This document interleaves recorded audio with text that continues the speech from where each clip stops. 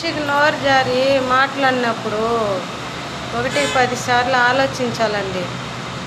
అది ఎంత నిజము, ఎంత అబద్ధం అనేసి మాట్లాడాలి. ఎందుకు మాట్లాడాలంటే వీళ్ళు అది చెప్పారు, అది చెప్పినారు, నిజమే కావాలా అనేసి అడగకూడదు. మేము వినాలా, మేము మాట్లాడాలా.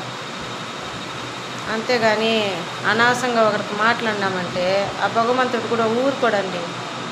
ఈరోజు మాట్లాడేయచ్చు, ఎమికలేని నాలిక ఎన్ని కూడా మాట్లాడేయచ్చు. రేపు భగవంతుడికి జవాబు చెప్పాలి కదండి. తిప్పించి మాకు 5,000 రేపు మనకే చూపిస్తుంది కదండి. నిజమండి, అది మాత్రము చెప్తున్నాను.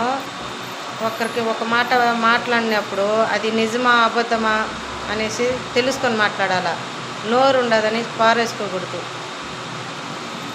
ఆ నోటికి అద్దుపాటు లేకుండా పెట్టినామంటే ఆ నోటికి ఏదో దేవుడు చూపిస్తాడు రేపటికి.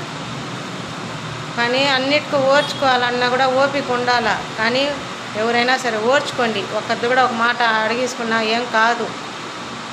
ఆ కాలం అది వెనకటికి చూపించేది అని చెప్పేది ఇప్పుడు లేదండి. ఈ చేతికి ఆ చేతికి చూపించేస్తుంది.